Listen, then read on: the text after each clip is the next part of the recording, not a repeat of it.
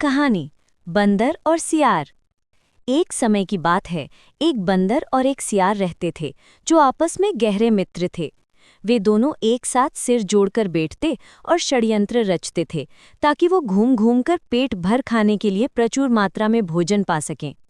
एक दिन जब वे जंगल के किनारे सड़क के पास बैठे हुए अपने दिन भर की योजनाएं बना रहे थे, तभी उन्होंने कुछ मनुष्यों को अपनी ओर आते देखा जो केले, दूध, गुड़, शीरा, गन्ना और विवाह भोज के लिए विभिन्न प्रकार की स्वादिष्ट खाद्य सामग्री का बोझ उठाकर ला रहे थे। उन्हें देखते ही सियार ने बंदर से कहा, मित्र, तुम देख रहे हो ये लोग क्या क्या वस्तुएं ढोकर ला रहे हैं। हमें इन्हें किसी भी कीमत पर हथियाना होगा। आओ, हम ऐसा करने का कोई तरीका खोज निकालते हैं। तुम बेहतर होगा कि थोड़ी दूरी पर सड़क के निकट एक पेड़ के नीचे छिप जाओ और मैं यही पास में छिप जाता हूँ। जब वे हमारे समीप आएंगे तो मैं होवा चिल्लाऊंगा और तुम अपनी जगह से होवा चिल्लाना। और तुम निश्चित रहना कि हमारी ऐसी अचानक चीख सुनकर वे भयभीत हो जाएंगे और भाग खड़े होंगे। जब वे मनुष्य उनके पास पहुंचे तो पूरा जंगल उनकी होवा होवा और खोवा खोवा की भीषण आवाजों से गूंज उठा। ये सोचते हुए कि या तो बाघ या भालू उन पर हमला करने ही वाले हैं, वे मनुष्य अपना सारा सामान वहीं के वहीं छोड़कर दुम दबाकर भाग खड़े हुए।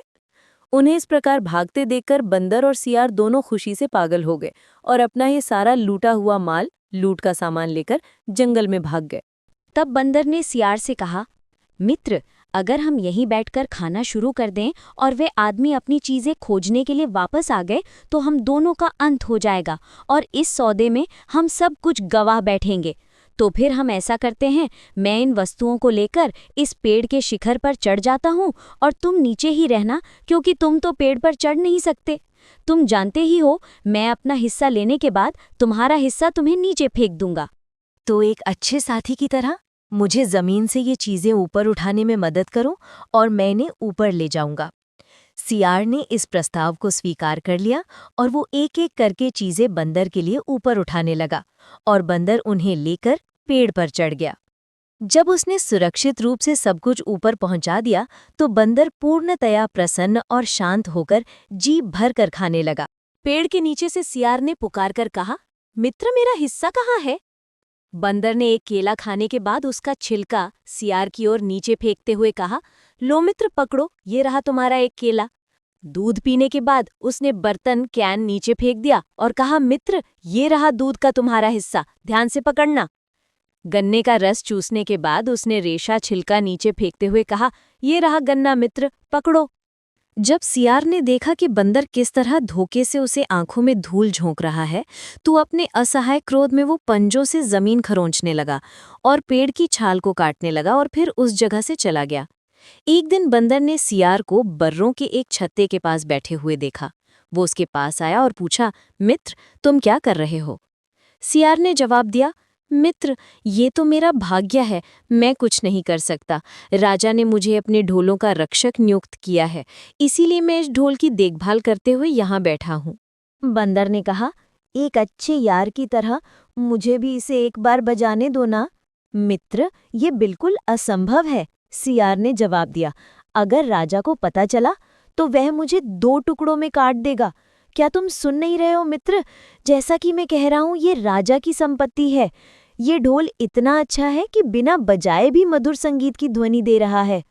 बंदर लगातार जिद करता रहा। अरे मित्र, मुझे बस छू लेने दो, केवल एक हल्का सा स्पर्श कर लेने दो, राजा को पता भी नहीं चलेगा। मेरा इसे बजाने का बहुत मन कर रहा है। सियार ने कहा, मित्र, वास्तव में तुम्हें मना करना असंभव है। ठीक है, तुम ढोल को धीरे से बजा सकते हो, याद रखना, बहुत धीरे से। और ये कहकर सियार अचानक ही वहां से ओझल हो गया। जैसे ही बंदर ने बर्रों के छत्ते पर प्रहार किया, उसे चारों ओर से सैकड़ों क्रोधित बर्रों ने घेर लिया, जिन्होंने उसके हाथों, पैरों, मुंह पर, संक्षेप में पूरे शरीर पर डंक मारना शुरू कर दिया। बंदर बुरी तरह घबराकर और दर्द से लोटपोट होकर चीखने लगा, मित्र, आओ और मेरी मदद करो, मैं मर रहा हूँ।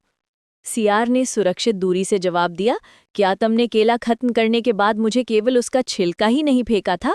मैं तो बस उसी के बदले में तुम्हारी औपचारिक प्रशंसा कर रहा हूँ। बंदर चिल्लाया, मित्र, मुझे बचाओ, मैं मर रहा हूँ। सियार ने उत्तर दिया, मैं तो बस दूध के बिना केवल बर्तन फेंकने के बदले में तुम्हें जैसे को तैसा दे रहा हूँ।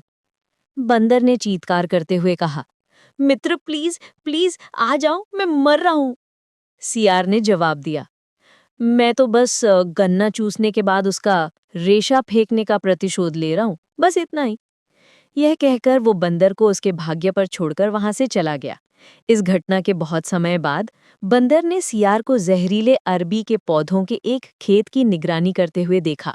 बंदर बर्रों की घटना के बारे में पूरी तरह भूल चुका था। वो सियार के पास आया और पूछा, मित्र, तुम क्या कर रहे हो और ये पौधे क्या हैं?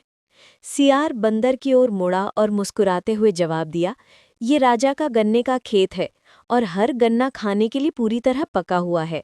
मुझे राजसी आदेश से इसकी निगरानी के लिए नियुक्त किया गया है।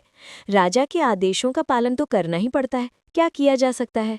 गन्ने के उल्लेख मात्र से ही बंदर के मुंह में पानी आ गया। उसने पूछा, मित्र, क्या तुम मुझे बस एक छोटा सा टुकड़ा चखने दोगे?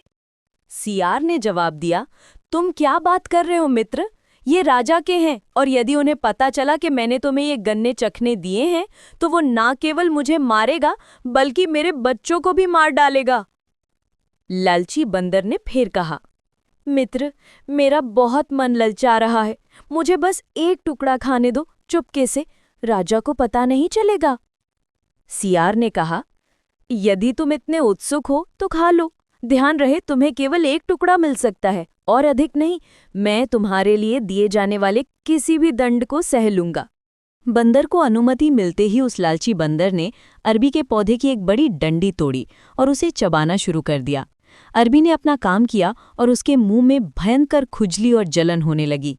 वो अत्यंत व्यथित हो उठा और चीखने लगा, मित्र, मुझे बचाओ, मैं मर रहा हूँ। सियार ने उत्तर दिया, ये केले को खाकर उसके बाद उसका छिलका फेंकने के बदले में दी गई औपचारिक प्रशंसा या कॉम्प्लीमेंट है। बंदर चिल्लाया, मित्र, मैं मर रहा हूँ। सियार ने जवाब दिया, मैं तो बस गन्ना चूसने के बाद उसका रेशा फेंकने का प्रतिशोध ले रहा हूँ। बंदर ने फिर चीखते हुए कहा, मित्र, आओ और मुझे बचाओ। सियार ने कहा, मैं तो गुड़ शीरा खत्म करने के बाद बर्तन फेंकने के बदले में तुम्हें जैसे को तैसा यानी टिट फॉर टैट दे रहा हूँ। और ये कहकर सियार तुरंत ही वो जगह छोड़कर चला गया। इसके बहुत समय बाद बंदर अपने भटकन के दौरान सियार को एक पुराने कुएं के किनारे बैठा हुआ मिला। कुएं का मुंह जाले या मकड़ी के जाले से ढका हुआ था। बंदर पिछली सभी घटनाएं पूरी तरह भूल चुका था। बंदर ने सियार से पूछा कि वो वहां क्या कर रहा है। सियार ने जवाब दिया, मित्र, क्या चिंता बताऊं, मुझे हमेशा किसी न किसी तरह से राजा के घर के किसी न किसी काम से जुड़े रहना पड़ता है। ये हमारी राजकुमारी की पालकी है जो उसे दहेज में मिली है और मैं इसकी निगरानी के लिए यहाँ हूँ। बंदर ने कहा, राजा की पालकी की सवारी करना कितना मजेदार होता होगा, है ना मित्र? मुझे भी इसमें सवारी करके देखने दो, क्या तुम मुझे अनुमति दोगे मित्र? सियार ने उत्तर दिया, मैं इसकी अनुमति नहीं दे सकता मित्र। यदि राजा को इसके उपयोग होने का जरा सा भी निशान मिला तो मेरे नौकरी चली जाएगी। बंदर ने कहा, उन्हें क्या पता चलेगा, मैं बस अंदर जाऊंगा और बहुत धीरे से उतर आऊंगा। सियार ने जवाब दिया, यदि तुम वास्तव में सवारी करने के लिए इतने उत्सुक हो तो जल्दी से कर लो, इससे पहले कि कोई तुम्हें देख ले। बंदर ने यह सोचते हुए कि वो शाही पालकी की सवारी का आनंद लेने वाला है, शानदार मुद्रा बनाई। लेकिन जैसे ही वो उस पर बैठा, जाला टूट गया और वो कुएं में गिर गया और डूबकर मर गया। इस प्रकार एक लालची मित्र की मृत्यु के साथ ये कहानी समाप्त हो गई। प्रिय दोस्तों, अंत तक साथ रहने के लिए धन्यवाद। कृपया हमें प्रोत्साहित करने के लिए इस वीडियो को लाइक, शेयर और सब्सक्राइब करें। आपका सहयोग ही हमारी सबसे बड़ी प्रेरणा है। धन्यवाद।